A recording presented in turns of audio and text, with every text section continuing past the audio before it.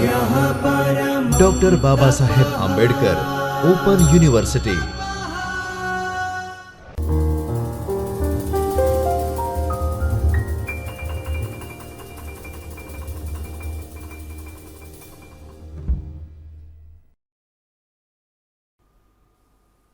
What's up everyone, welcome back to the Chaitanya Studio. I Pragati Kachi and I welcome you all again on Chaitanya Studio of Dr. Baba Saheb Ambedkar Open University, Ahmedabad, Gujarat. So friends, we are on a lecture series of Entrepreneurship Development, Paper Code 503. Previous video में हमने block number 1 का unit number 3 पढ़ लिया था। आज के video में हम block number 2 unit number 1 that is concept and benefits of entrepreneur पढ़ेंगे। So let's begin from the first slide. Our today's learning objectives are explore various personality characteristics and skills of a successful entrepreneur. Entrepreneurs क्या होते हैं, वो क्या करते हैं, अपना business कैसे एक्सपेंड करते हैं, कितने प्रकार के डिसीजंस उनको लेने पड़ते हैं ताकि उनका बिजनेस क्या हो, स्मूथली रन करे। तो ये सारी चीज़ें आज के लेक्चर में हमको पढ़ना है। Okay, so we will start from the revision. Entrepreneurs का मतलब क्या था?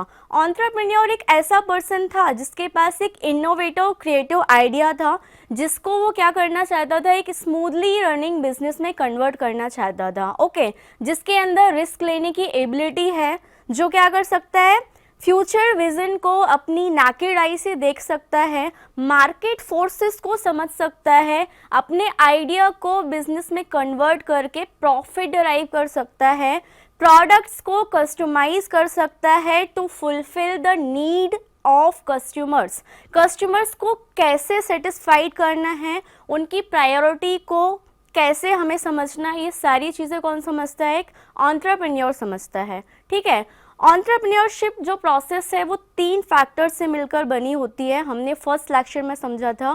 First one is a enterprise, means business या हमारा नया वेंचर या फिर यंग कंपनी। ओके, उसको इस्टेब्लिश करने वाला होता है एक पर्सन जिसको हम बोलते हैं एंटरप्रेन्योर, और इस ओवरऑल प्रोसेस को हम बोलते हैं एंटरप्रेन्योरशिप। ओके, तो एंटरप्रेन्योर क्या होते हैं, एंटरप्रेन्योरशिप क्या होती है, आपको समझ में आई होगी। So moving to the next slide. Successful entrepreneur बनने के लिए कौन कौन से कैरेक्टरिस्टिक्स होते हैं या फिर कौन सी क्वालिटीज़, एबिलिटीज़, कैपेबिलिटीज़ एक इंसान के अंदर होना चाहिए ताकि वो क्या बन पाए, एक अच्छा सक्सेसफुल एंटरप्रेन्योर बन पाए। तो सबसे पहले वो होना चाहिए विजनरी माइंडेड। विजनरी का मतलब होता है कि दूर की सोच। ठीक है, उसके पास क्रिएटिव माइंड होना चाहिए, इनोवेशन माइंड होना चाहिए। वो बंदा ऑर्थोडॉक्स नहीं होना चाहिए, ओपन माइंडेड होना चाहिए, नॉलेजेबल होना चाहिए, स्मार्टनेस उसके अंदर होना चाहिए, कुछ करने का हंगर, कुछ करने की चाहत होनी चाहिए, जिसको हम बोलते हैं एम्बिशन। वो पर्सन पैशनेट हो कि वो फ्यूचर में क्या करना चाहता है और वो काम कैसे करेगा। एक दूर की सोच रखने वाला पर्सपेक्टिव होना चाहिए उसके अंदर। टाइम मैनेजमेंट स्किल होनी चाहिए, एंथुजियास्टिक होना चाहिए। ऐसा नहीं है कि आज उसका प्लान है, ठीक है, कल को किसी ने उसको डिमोरलाइज कर दिया, क्रिटिसाइज कर दिया, तो वो अपना प्लान चेंज ना करे। जो भी क्रिएटिव आइडिया है उसके पास, उसको क्या करना है, उस पर वर्क करना है। तो these are the some characteristics of successful entrepreneur. अब इसको डिटेल में समझते हैं। क्रिएटिविटी का मतलब क्या होता है? देखिए, फर्स्ट लेक्चर में हमने समझा था कि इनोवेशन का मतलब होता है टू क्रिएट समथिंग न्यू। आपको कुछ नया करके दिखाना है, उसके लिए आप क्या करोगे, मार्केट रिसर्च करोगे कि इसके पहले इस पर्टिकुलर सेक्टर पे कितने इनोवेशंस हो चुके हैं, कितने वेंचर्स ऑलरेडी एग्जिस्ट हैं, कस्टमर को एग्जैक्टली चाहिए क्या, उसकी प्रेजेंट रिक्वायरमेंट क्या है, ये सब ओवरऑल आप क्या करते हो, रिसर्च करते हो और उसके बेस पे कुछ क्वेश्चनायर डेवलप करते हो।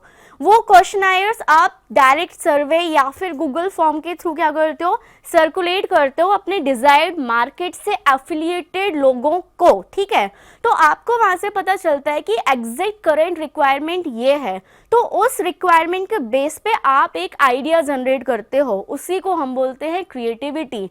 और वो आइडिया आप जो जनरेट करते हो उसको प्रैक्टिकली कैसे इम्प्लीमेंट करते हैं, तो उस प्रोसेस को हम बोलते हैं पैशन। पैशन मीन्स जो काम करना आपको अच्छा लगता है और जो आपकी न्यू वेंचर डेवलपमेंट या आपके स्टार्टअप के वेलफेयर में सपोर्टिव होता है। Okay, third one is a self motivation. अब आइडिया आपका है, इनिशियल कैपिटल आपकी लगी है, आप एंटरप्रेन्योर हो, तो आपको अंदर से सेल्फ मोटिवेटेड रखना है अपने आप को, ताकि आप अपने पाथ से डेविएट ना हो। क्योंकि हर बिजनेस को सक्सेसफुल बनाने के लिए या फिर किसी भी पर्टिकुलर गोल को अचीव करने के लिए हमें चाहिए होती कंसिस्टेंसी, और कंसिस्टेंसी आती है सेल्फ मोटिवेशन से। मोटिवेशन आता है आपकी करेंट रिक्वायरमेंट से। हमने मोटिवेशन एंड लीडरशिप वाले चैप्टर में पढ़ा था मैनेजमेंट के अंदर कि मोटिवेशन कैसे आता है इंसान के अंदर, करेंट रिक्वायरमेंट से। करेंट उसकी नीड क्या है, उसको कैसे सेटिस्फाई करना है, तो उस डायरेक्शन में इंसान काम करना स्टार्ट करता है। वैसे ही एंटरप्रेन्योर अपने बिजनेस आइडिया को प्रैक्टिकली स्मूथली रनिंग बिजनेस में कन्वर्ट करने के लिए दिन रात मेहनत करते हैं, उसी को हम बोलते हैं self motivation. Product and services knowledge, जिस भी सेक्टर में आपने एंट्री ली है या फिर पर्टिकुलर जिस मार्केट में आपने एंट्री ली है, उस सेक्टर का, उस सेगमेंट का, उस प्रोडक्ट का आपको A to Z नॉलेज होना बहुत ज़रूरी है। जब तक आपको ओवरऑल पता नहीं होगा कि आपके प्रोडक्ट की कॉस्ट फैक्टर्स क्या हैं, कितने रॉ मटेरियल्स हैं, इंटरनल इन्वायरमेंट और एक्सटर्नल इन्वायरमेंट का आपके प्रोडक्ट, आपकी सेल्स एंड आपकी मार्केटिंग पर कितने टाइप से एडवर्स या सपोर्टिव इफेक्ट्स हो सकते हैं, तब तक आप मार्केट में सर्वाइव नहीं कर सकते हो। So entrepreneurs know what they have to offer and to whom they can sell it. आपका प्रोडक्ट क्या है, किस सेगमेंट, किस कैटेगरी से बिलोंग करता है, किस प्रकार के market, either it's B2C, D2C, B2B, G2C, जिस भी सेगमेंट में आप उतरना चाहते हो, क्या आप उसको सेल करने में कैपेबल हो। जस्ट बिकॉज किसी भी बिजनेस में प्रॉफिट कहाँ से आता है, सेल से आता है। सेल्स का मतलब होता है कॉस्ट एंड प्रॉफिट। तो प्रोडक्ट एंड सर्विसेज का नॉलेज होना बहुत ज़रूरी है। उसको मार्केट में सेल कैसे करना है, कस्टमर की नीड को कैसे सेटिस्फाई करना है, ये सब किसको पता होना चाहिए, एक अच्छे एंटरप्रेन्योर को पता होना चाहिए। एबिलिटी टू नेटवर्क, अब कोई भी पर्सन क्रिएटिविटी, इनोवेशन या कोई भी बिजनेस खुद के लिए तो नहीं करता, डेफिनेटली वो सोसाइटी एंड पब्लिक को सर्विसेज देने के लिए करता है। तो बिना नेटवर्क बनाए आपका बिजनेस कभी भी एक्सपेंड नहीं हो सकता। तो आपको क्या करना है, जिस दिन आपको आइडिया आता है उस दिन से लेकर जब तक आपके हाथ में प्रोडक्ट ना हो तब तक आपको नेटवर्क बनाना है, प्री ऑर्डर्स लेने हैं, एक्सपेंशन कर रहे हैं नेटवर्क का। Six thing is a self confidence. आपको आपके प्रोडक्ट, आपकी सर्विसेज या आपके बिजनेस को लेकर अगर कॉन्फिडेंस नहीं होगा, आप खुद में मोरलाइज्ड नहीं होगे, तो सामने वाले के ऊपर आपका इंप्रेशन नेगेटिव जाएगा। अगर कोई पर्सन आपसे क्वेश्चन करता है, अब tell me something about your startup और बिजनेस, तो आपको कॉन्फिडेंस के साथ लोगों को अपने बिजनेस, अपने स्टार्टअप के बारे में बताना है, ताकि क्या हो, सामने वाला पर्सन सुने, समझे और क्या करे, इंटरेस्ट दिखाए। तो entrepreneurs believe they can achieve their goals. Believe रखना बहुत अच्छी बात है, लेकिन कॉन्फिडेंस के साथ अपने स्टार्टअप्स, अपने प्रोडक्ट के बारे में बताना थोड़ा सा टफ है। Okay, next thing is goal mindset. हमें छोटे छोटे टारगेट, ऑब्जेक्टिव, गोल्स डिटरमाइन करना है कि 1 वीक में हमारा काम इतना होना चाहिए, हमारी 15 डेज़ की सेल्स इतनी होनी चाहिए।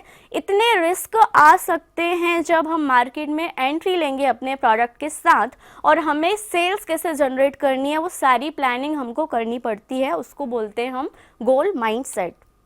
विजनरी, विजन का मतलब होता है लंबे समय तक की सोच। फॉर एग्जाम्पल मेरा स्टार्टअप है, okay, digital education management system. तो मैंने एक विज़न देखा है कि अपकमिंग 5 इयर्स में डिजिटल कंटेंट की कितनी डिमांड होने वाली है, और उस डिमांड को फुलफिल करने के लिए मुझे कितने डायरेक्शंस में जाकर डायनामिक पर्सनालिटी बनकर काम करना पड़ेगा।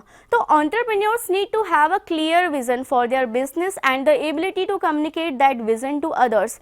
वो सेम विजन पे उसको क्या करना है, फोकस करके रखना है। They need to be able to inspire their team and stakeholders to work towards the shared purpose of the future. अब सारा काम तो एक पर्सन कर नहीं सकता, तो डेफिनेटली उसको एक पार्टनर चाहिए या अच्छी टीम चाहिए जिसका माइंडसेट एंटरप्रेन्योर के माइंडसेट से मिलता जुलता हो। एंटायर टीम का विजन सेम होना चाहिए किसी भी पर्टिकुलर स्टार्टअप के लिए।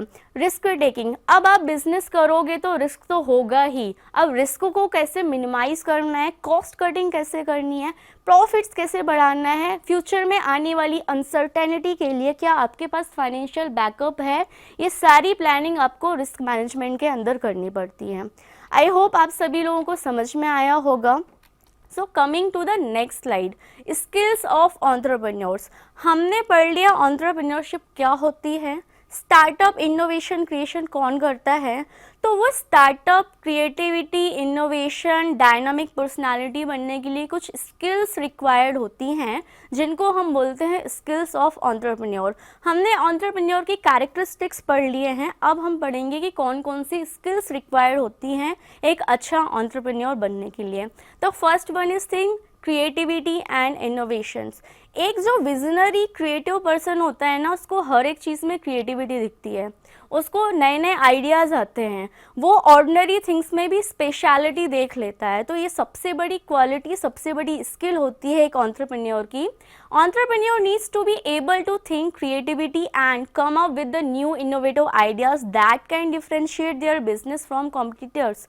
आप जो सर्विसेज प्रोवाइड कर रहे हो मार्केट में, सेम सर्विसेज आपका कॉम्पिटिटर प्रोवाइड कर रहा है, तो आप उससे कितने % डिफरेंशिएटेड हो, आपके अंदर कौन सी स्पेशल क्रिएटिविटी इनोवेटिव है ताकि कस्टमर्स आपसे ही सर्विसेज लें।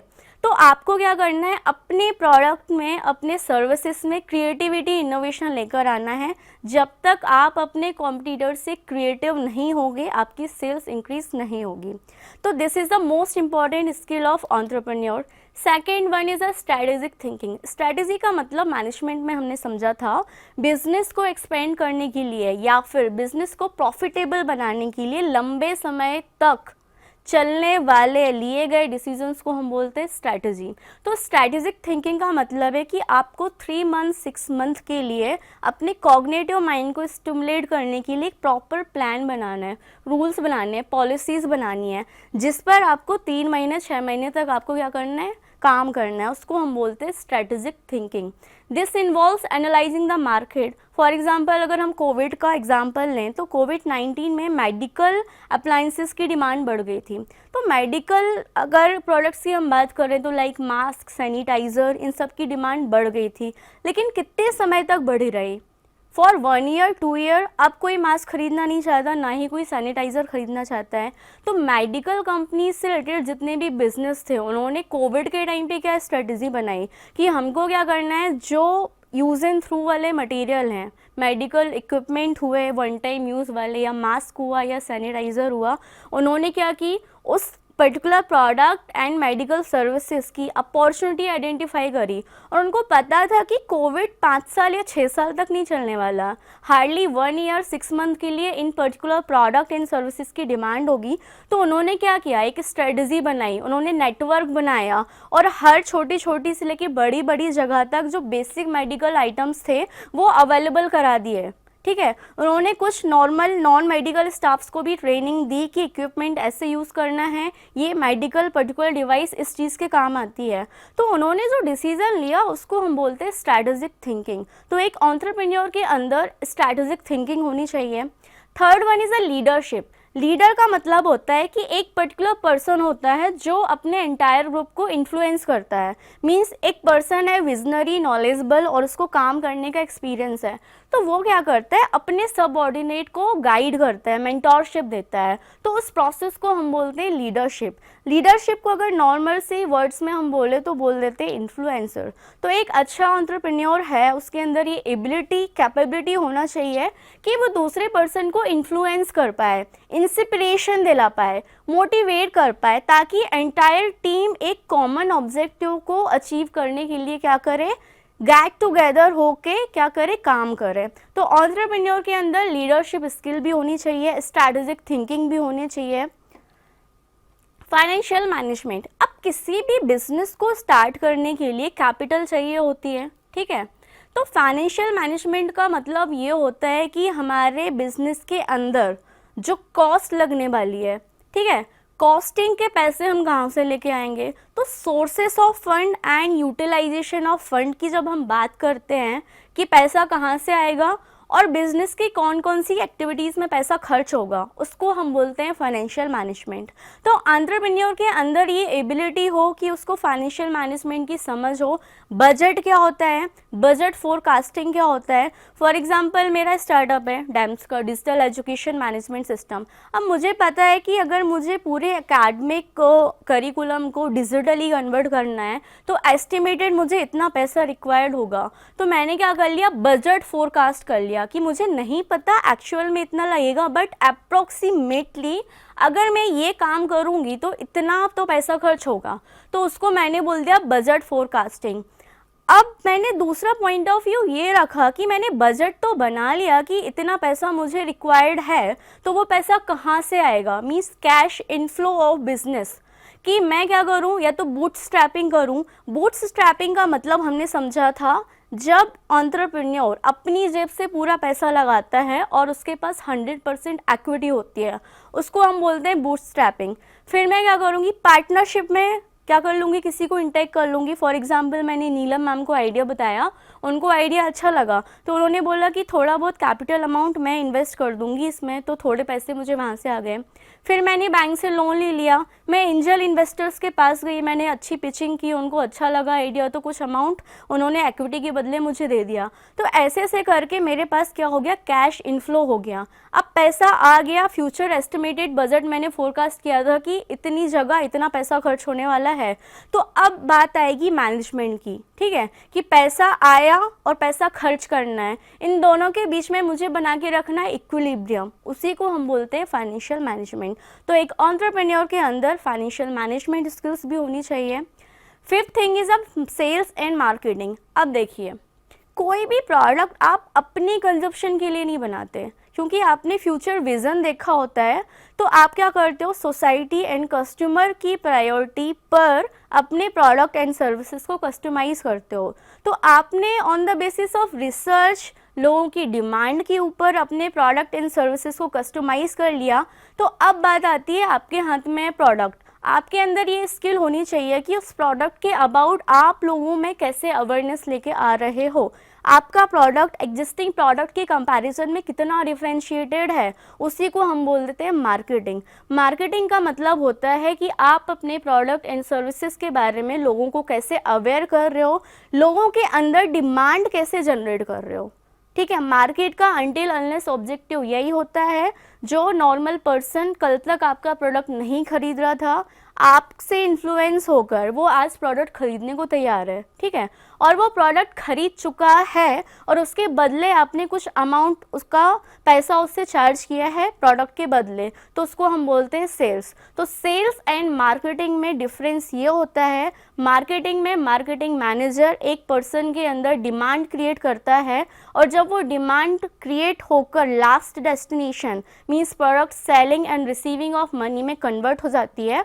तो उसको हम बोलते हैं सेल्स। तो एक एंटरप्रेन्योर के अंदर मार्केटिंग एंड सेल्स की क्वालिटी भी होनी चाहिए। This is the most important skill of being a entrepreneur. Okay, communication.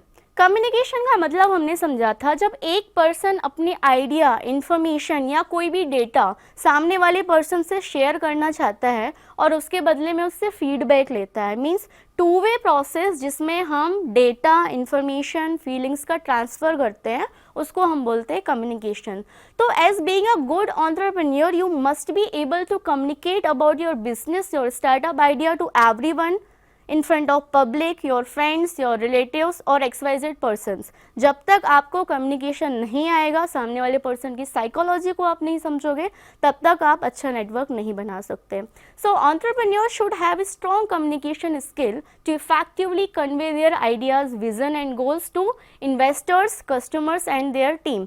हमने वेंचर कैपिटल चैप्टर में समझा था कि जब आपके पास बहुत अच्छा स्टार्टअप आइडिया होता है और उसको आप कम्युनिकेट करना चाहते हो in front of large public, your friends, family और इन्वेस्टर्स, तो आपको एक पिच डेक बनानी पड़ती है।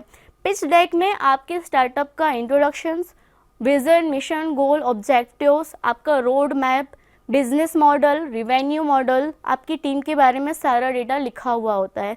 तो वही डेटा आपको समझाना होता है इन्वेस्टर्स को, ठीक है, या फिर कस्टमर को। तो आपके अंदर एक कैपेबिलिटी हो कि आप कितने अच्छे से एक्सप्लेन कर पा रहे हो, ताकि हम क्या करें, सामने वाले पर्सन को कन्विंस कर सकें। अगर आपके कम्युनिकेशन के बाद कोई भी इन्वेस्टर, कस्टमर या पब्लिक कन्विंस नहीं होती है, उसका मतलब होता है कि आपका कम्युनिकेशन अच्छा नहीं है।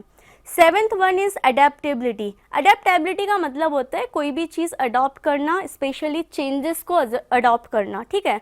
तो कोई भी स्ट्रैटेजी आप बनाओ या कोई भी आइडिया लेकर आओ जिससे आप क्या करो, कस्टमर को ये समझा पाओ कि आपके प्रोडक्ट एंड सर्विसेज अफोर्डेबल हैं as compare to the existing product and services. हम जो प्रोडक्ट लेकर आए हैं या हमारा जो स्टार्टअप है, this is much better than another startup और अनदर स्टार्टअप या अनदर प्रोडक्ट। ओके, तो हमको क्या करना है, छोटे छोटे चेंजेस खुद में भी अडेप्ट करना है ताकि हम क्या कर पाएँ, कस्टमर्स की नीड को सेटिस्फाई कर पाएँ, ठीक है। तो हमें ज़्यादा रिजिड नहीं होना, ज़्यादा फ्लेक्सिबल नहीं होना, हमको क्या करना है, कस्टमर को कन्विंस करना है। तो उसके लिए अगर हमें छोटे से चेंजेस को अडॉप्ट करना पड़े या थोड़ा बहुत हमारी स्ट्रैटेजी को अगर हमें चेंज करना पड़े तो हमें कर लेना चाहिए। Networking is very much important for any startups. Even अगर आप इंडिविजुअल भी काम करना चाहते हो, अगर आप किसी अच्छे वर्क प्लेस पे एज अ एम्प्लॉई भी हो, तो अगर आपको नेटवर्क बनाना नहीं आता तो क्या आप इन्फ्लुएंसर बन सकते हो? The answer is no. तो entrepreneurs need to build and maintain relationship with key stakeholders including investors, customers, suppliers and industry and leaders. अब देखिए, कोई एक विजनरी पर्सन था, उसके पास बहुत अच्छा क्रिएटिव एंड इनोवेटिव आइडिया था, ठीक है। उसने आइडिया थॉन स्टेज से मेहनत की, बूटस्ट्रैपिंग की, पिच डेक बनाई, पिचिंग की, वेंचर कैपिटलिस्ट से पैसे लिए, स्टेक होल्डर्स लेकर आए, ठीक है। बहुत अच्छा बिजनेस उनका चल रहा था, सप्लाई उसका बहुत अच्छा है, मार्केट में एज अ फ्रेशर या यंग कंपनी उन्होंने एंट्री ली थी, ठीक है। उसके बाद धीरे धीरे प्रॉफिट बढ़ता गया, उन्होंने 3-4 ब्रांचेस खोल ली सेम सिटी में। धीरे धीरे एक्सपेंड करके वो स्टेट लेवल पर गए, दूसरे स्टेट में गए, नेशनल इंटरनेशनल लेवल तक उनके आउटलेट्स बन गए। तो इसको बोलते हैं हम नेटवर्क एक्सपेंशन। और कंपनी का प्रॉफिट इतना बढ़ गया कि वो 500 CR को भी क्रॉस कर गया, वो यूनिकॉर्न बन गई। उन्होंने stock exchange board of India में अप्लाई कर दिया कि हमें क्या करना है, डायरेक्टली पब्लिक से पैसा लेना है, जिसको हम बोलते हैं IPO, that is initial public offer. तो इसको बोलते हैं नेटवर्क बिल्डअप, कि एक यंग कंपनी जिसमें सिर्फ एक पर्सन था जिसको हम बोलते हैं एंटरप्रेन्योर, वो पार्टनरशिप में कन्वर्ट हुआ, फिर प्राइवेट लिमिटेड कंपनी में कन्वर्ट हुआ, IPO लाने के बाद वो PSU में कन्वर्ट हो गया। तो धीरे धीरे उसने क्या बनाया, नेटवर्क बनाया। पहले 1 कस्टमर थे, फिर 10 कस्टमर हुए, फिर 100 कस्टमर हुए, उसके बाद 1000 कस्टमर हुए, ठीक है। तो इस प्रोसेस को हम बोलते हैं नेटवर्किंग। एक एंटरप्रेन्योर के अंदर ये भी एक बहुत अच्छी स्किल है जो होनी चाहिए ताकि उसका बिजनेस क्या हो, यूनिकॉर्न में कन्वर्ट हो जाए। आई होप आप सभी को नेटवर्किंग का मतलब समझ में आया होगा। अब हम समझेंगे एंटरप्रेन्योरल प्रोसेस, ठीक है। हमने एंटरप्रेन्योरशिप की मीनिंग में ये चीज़ समझा था, जो एंटरप्रेन्योरशिप होती है वो 3 की फैक्टर से मिलकर बनी होती है। First one is a entrepreneur, एक नॉर्मल ह्यूमन बीइंग जिसके अंदर एक क्रिएटिव इनोवेटिव आइडिया है। दूसरा था एंटरप्राइज, मीन्स यंग कंपनी या वेंचर डेवलपमेंट। और थर्ड था कि एक आइडिया को अगर हम एक एंटरप्राइज में कन्वर्ट करना चाहते हैं तो जिस प्रोसेस से होकर हमें गुजरना पड़ेगा उसी प्रोसेस को हम बोलते हैं एंटरप्रेन्योरशिप। तो फ्लो चार्ट के माध्यम से समझेंगे कि एंटरप्रेन्योरशिप प्रोसेस क्या होती है। First one is a idea generation. Idea generation कैसे आता है किसी के भी पास? मार्केट रिसर्च करके। जब तक आपके अंदर ऑब्जर्वेशन स्किल नहीं होगी, आप कमी नहीं देख पाओगे मार्केट में, तब तक आपके अंदर आइडियाज़ नहीं आएंगे। तो पहली स्टेप है आपकी आइडिया जनरेशन। दूसरा, डेवलपिंग बिजनेस प्लान। अब आइडिया तो आपके पास आ गया, ठीक है, बट उसको बिजनेस प्लान में कन्वर्ट करने के लिए हमको बनानी पड़ती है पिच, जिसको बोलते हैं बिजनेस प्लान, जिसके अंदर आपके बिजनेस का introduction, vision, mission, goals and objective, business model, revenue model और estimated forecasting budget, estimated forecasting sales, estimating forecasting 5 years का रोड मैप होता है, उसको हम बोलते हैं बिजनेस प्लान। फंड रेजिंग, अब आपने पिच डेक बना ली कि हम ऐसे काम करेंगे अगले 5 साल तक, तो पैसा कहाँ से आएगा? फंड रेजिंग में हमने सबसे पहले पढ़ा था बूटस्ट्रैपिंग, मतलब जो एंटरप्रेन्योर है वो अपनी जेब से पूरा पैसा लगाए। दूसरा, इक्विटी के बदले सामने वाले से कुछ अमाउंट पैसा ले ले, चाहे वो वेंचर कैपिटलिस्ट हो, एंजल इन्वेस्टर्स हो, या फिर गवर्नमेंट के किसी स्कीम के थ्रू वो क्या ले ले, लोन ले ले, ठीक है। प्रमोशन का मतलब होता है जब आप अपनी बिजनेस के बारे में मार्केटिंग करते हो, अपने प्रोडक्ट एंड सर्विसेज से सामने वाले पर्सन को इन्फ्लुएंस करना चाहते हो, तो उसको हम बोलते हैं प्रमोशन।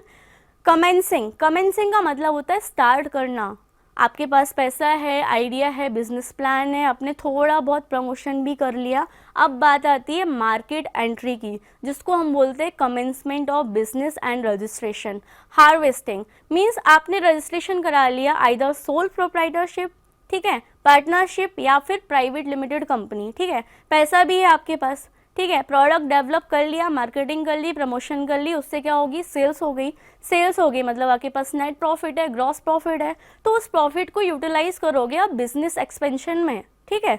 बिजनेस एक्सपेंशन करते करते अपने सोल प्रोप्राइटरशिप को पार्टनरशिप में कन्वर्ट कर लिया, पार्टनरशिप को प्राइवेट लिमिटेड कंपनी में कन्वर्ट कर लिया, प्राइवेट लिमिटेड कंपनी से आप कन्वर्ट होना चाहते हो PSU, that is public sector units, या पब्लिक लिमिटेड कंपनी, तो उसके लिए आपको उतरना पड़ता है सेबी मार्केट में। सेबी का मतलब होता है security exchange board of India, उसके लिए आपको लेकर आना पड़ता है IPO, that is initial public offer, जिसको हम बोलते हैं harvesting stage of any kind of young company और स्टार्टअप। जैसे ही आप एक बार IPO लेकर आते हो सेबी लिस्टेड मार्केट में, ठीक है, आइदर इट्स BSE का मतलब होता है Bombay stock exchange, either NSE का मतलब होता है नेशनल स्टॉक मार्केट, ठीक है।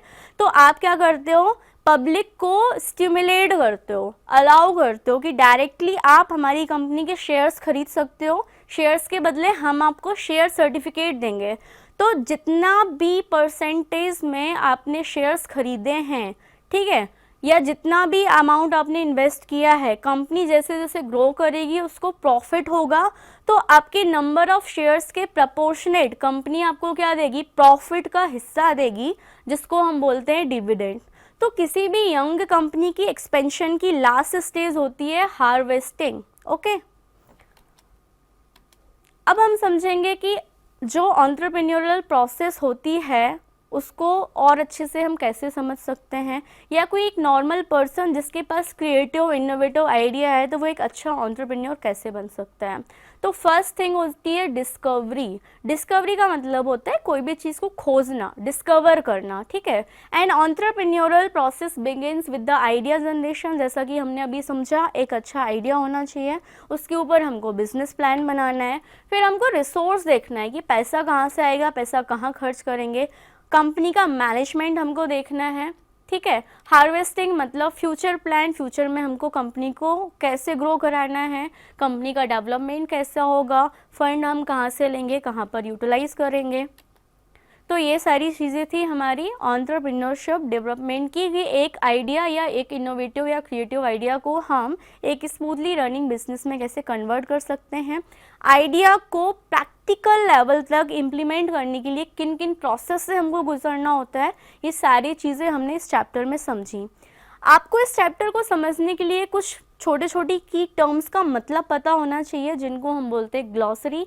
परसुएशन का मतलब होता है कि हमने परसुएड कर लिया, मान लिया, या फिर हम इन्फ्लुएंस हो गए। एंटीसिपेट का मतलब होता है regard as a probable, expect या प्रेडिक्ट। फ्यूचर प्रेडिक्शंस मीन्स कभी कभी ऐसा होता है कि हमको लगता है कि फ्यूचर में ऐसा होने वाला है, या फिर हम क्या करते हैं, कॉज एंड इफेक्ट स्टडी करते हैं, ठीक है, केस स्टडी करते हैं, उसके ऊपर पे हम क्या करते हैं, बजट फोरकास्टिंग करते हैं कि ऐसा हो सकता है, उसी को हम बोलते हैं प्रेडिक्शन। एलिमिनेट्स का मतलब होता है कंप्लीटली रिमूव करना। फॉर एग्जाम्पल बहुत सारे रिस्क आने वाले थे, जैसे आपने मार्केट में एंट्री ली, तो आपने रिस्क मैनेजमेंट क्यों किया अपने स्टार्टअप के लिए, ताकि फ्यूचर में होने वाली जो अनसर्टेनिटी हैं या जो लॉसेस हैं उनके साथ आप कोप अप कर पाओ या फिर कंप्लीटली रिमूव कर पाओ। उसके लिए आप क्या करते हो, अलग से फंड बना के रखते हो। तो एलिमिनेशन का मतलब होता है किसी भी चीज़ को कंप्लीटली रिमूव करना। आई होप आपको ये चैप्टर समझ में आया होगा। For further any query and doubt you can mail us at pragati@bau.edu.in. Have a knowledgeable day ahead. Thanks for watching my video. We will meet you soon in a next video lecture. Thank you.